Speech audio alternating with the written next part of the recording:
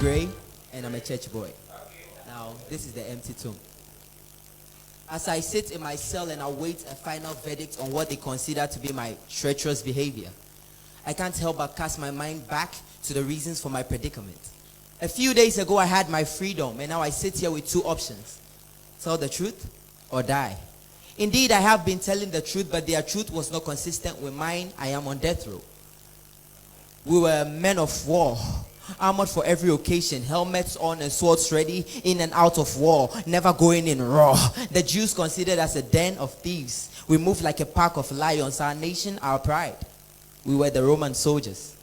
But everything changed that day at the festival of the Jews. As was custom, they needed to select between the top two criminals. One was to be freed and the other was to bleed. Two men made it to the finale.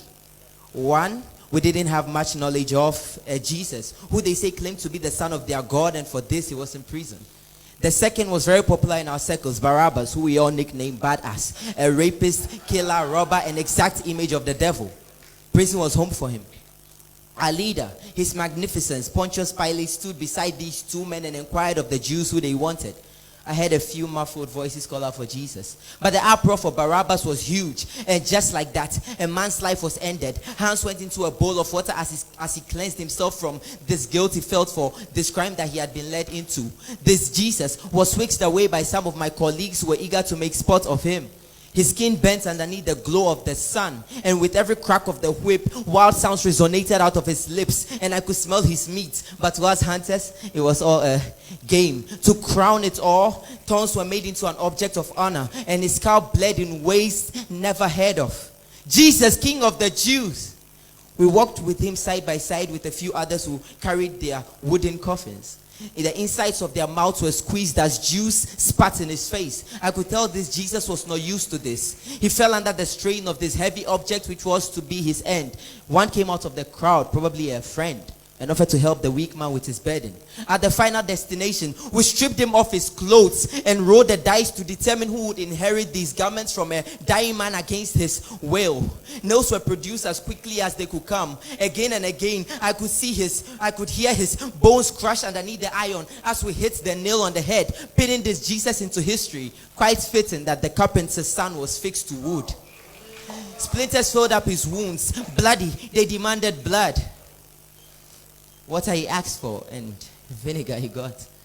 I looked on as the criminal I was asked to stand beside spoke his final words, and Pluto came for him. For an instant, the ground shook. It felt like terror was moved, and day became night. But there was fear and panic. We were not worried.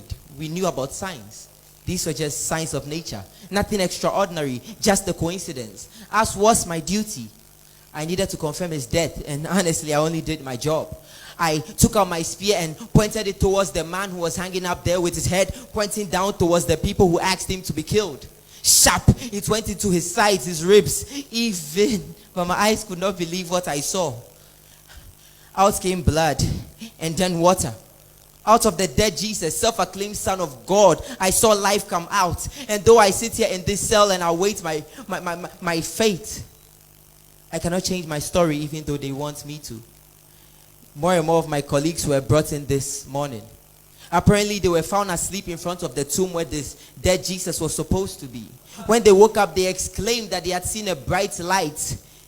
A man that was not man appeared, and they fell under his power. See, they were men of honor and pride. They were men of war, but they could not stand light. It's like their darkness could not comprehend it.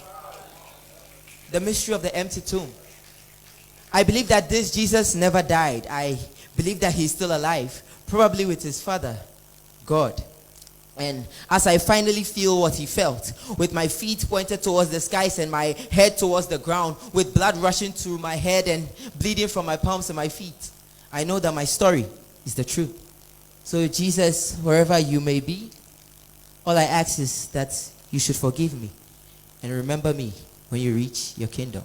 God bless you. Amen.